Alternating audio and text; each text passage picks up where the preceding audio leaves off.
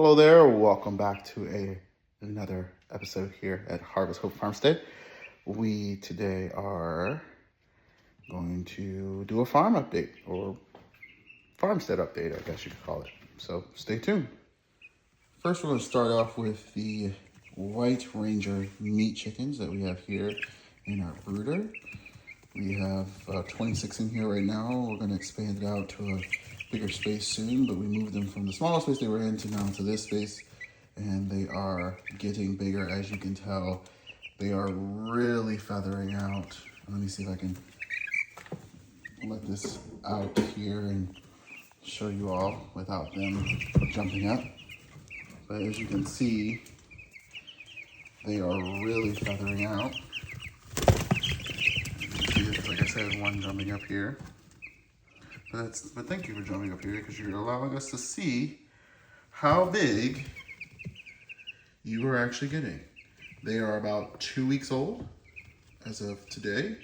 So this is what 2 weeks, 14 days looks like for a White Ranger meat chicken.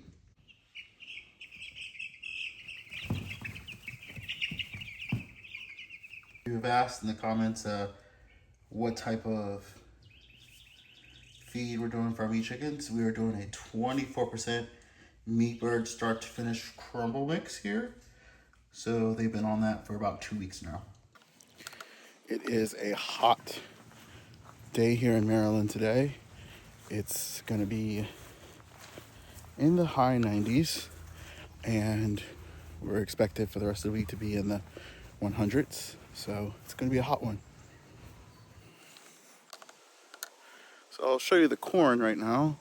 Corn we planted that about the beginning of June, and it's now 30 days in. It's a 65-day variety that should be ready to harvest sometime in the first 2 weeks of August. So here's the corn. That's our little corn patch there. Some of these on the end here were planted about a week later, so they're coming up a little short, but we did plant the most of these first week in June, so that's what we're looking at for about 30 days worth of corn growth here. To the basil and the herbs for the farmstead, and we also have some friends here checking it out, also wondering what we're doing. But we're here to talk about basil right now. We'll talk about chickens in a little bit. But here's our basil. It's very healthy. Probably gonna harvest some of this soon to make some dried basil seasoning. And moving on to what we've planted as companion plants, the herbs and with the rosemary and the thyme. We've got 2 different varieties of thyme in here. This first variety is your standard thyme, and then the second variety is has more of a citrus taste flavor to it, but it's still a thyme. It's actually called a golden thyme, so has a different type of flavor to it. But we do have our rosemary here, which I just snipped some of this the other day, and it's already grown up some, so we have a lot going on. Again, our nosy friends here, thinking that they're getting a treat right now. Here is what I call our parsley bush. It has essentially turned into a parsley bush. It was very, very dwarf in size for a while there, and then it has just morphed into this huge bush, which, again, much like the other herbs, I think we're gonna harvest them and turn them into some type of dried seasoning so that our customers can enjoy dried herbs, because we don't have a lot of folks ordering herbs from us right now, or have a need for fresh herbs, but they certainly will take a dried herb and use that, but still knowing that it was raised with no chemicals, no treatments, nothing of the sort. Then let's move over here to our dill. Our dill is turning into a dill tree at this point. I did snip off, it was starting to flower. I snipped off the top portion of that, so it will continue to grow, and anytime I see any type of flowering start, I will snip it. So Fun fact, even though this is good for chickens and they can eat it, my chickens do not care for it at all. So, all right, we're going to move on over to the more of the farmstead's vegetables and garden here. So we can talk about them individually. So we'll start off here with the tomatoes. I did some pruning the other day, and from what I understand, and this is probably my 10th year of raising tomatoes, and every year I feel like I'm learning more and more about tomatoes, is that pruning is so essential. Much like your squash, which we'll talk about in a second, it needs air at the bottom near the roots, and sometimes having these leaves touch the bottom can cause problems in the health of the plant. So went ahead and trimmed up all that and got it all clean around the root and the base. So we have trellised them. They have these stakes in here to help hold them straight up and keep them in the center of the tomato cages so they can grow up. Probably need to, this one here, which if you've grown cherry tomatoes, you know cherry tomatoes tend to grow very fast and produce a lot of fruit. And this one is doing just that. It's growing really fast. It was probably down to here last week, to give you perspective. And now in a whole week later, it is topping over the tomato cage here. So, but these are our tomatoes. We have what I would consider our sauce tomatoes, which are your Roma tomatoes, your San Marzano tomatoes. Those type of tomatoes are good for sauce. Plum tomatoes, all good for sauce over here. Then I consider your salad and your tomato and your sandwiched tomatoes, which are your tomatoes we have over here. We have 2 cherry plants, and then we have 2 of those meaty, big sandwich tomatoes there. And then this one here is what they call a Carolina Gold. It actually grows and turns into a yellow tomato here. So it is less acidic than your typical tomato. So if you're having trouble with acid reflux or acidity in tomatoes, that's what I've understood to be a good tomato. Fun, interesting thing about this one here, this plant actually came up in the bed on its own, and as you can see, it's not in a cage because it wasn't expected or planned, and it just kind of popped up one day.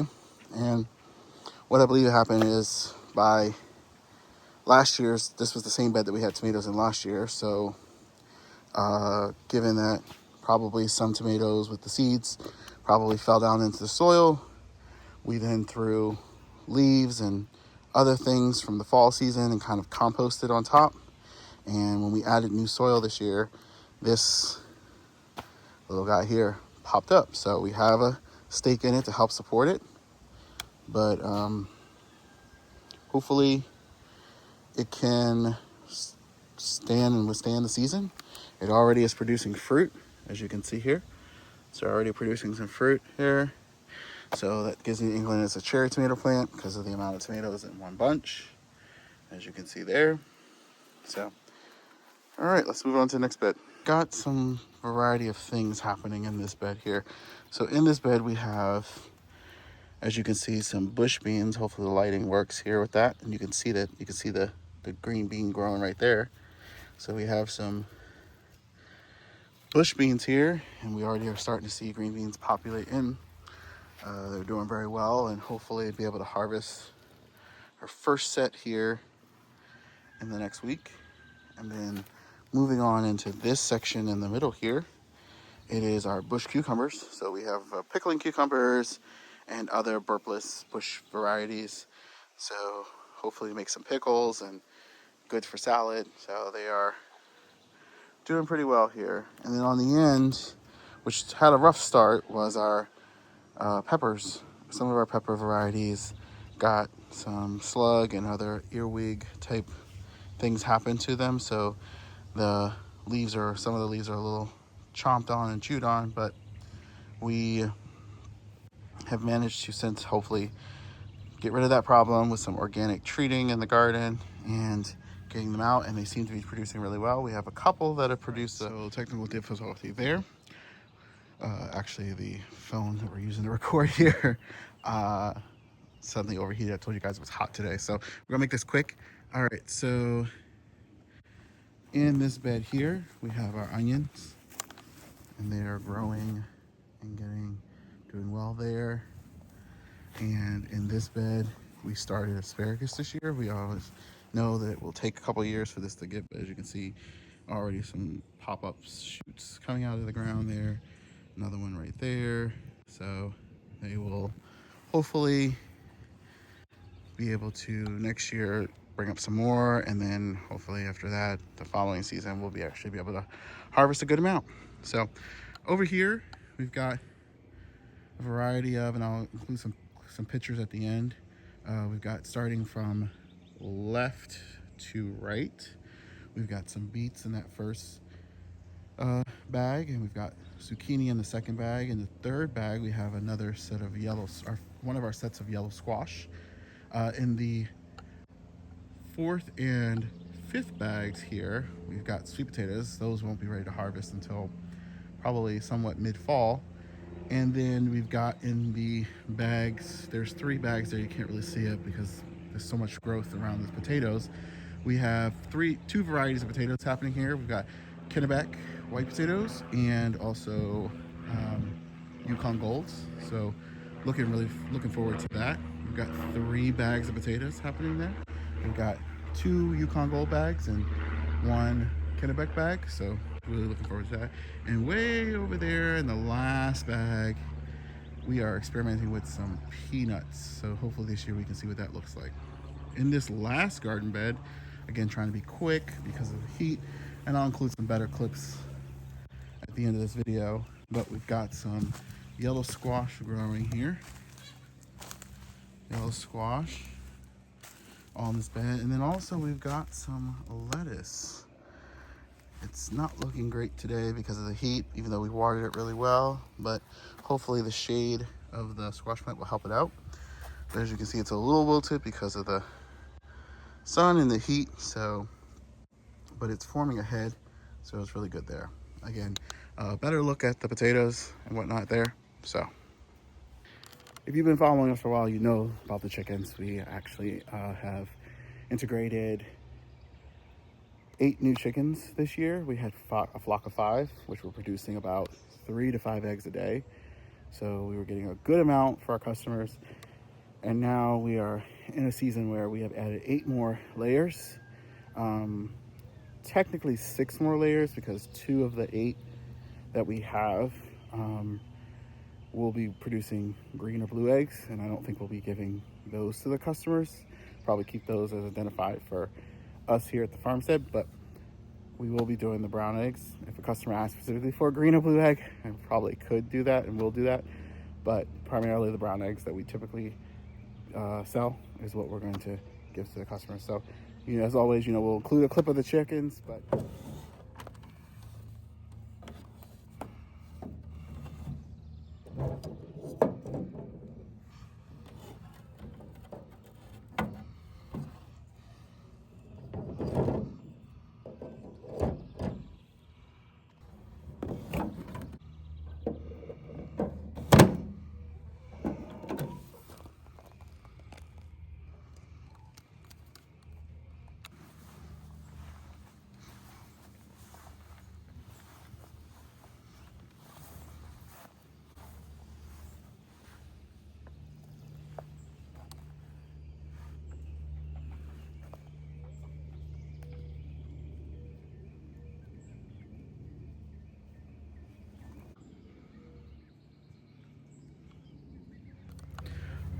all right, everybody, thank you so much for watching our video today.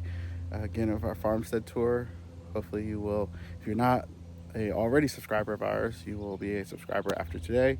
So remember to like, comment, and subscribe. Love to hear about things that folks are doing in their individual gardens, farmsteads, homesteads, farms. And anything that you see that we did, maybe you have a better tip or clue on, we can certainly welcome those. So until next time, thank you so much.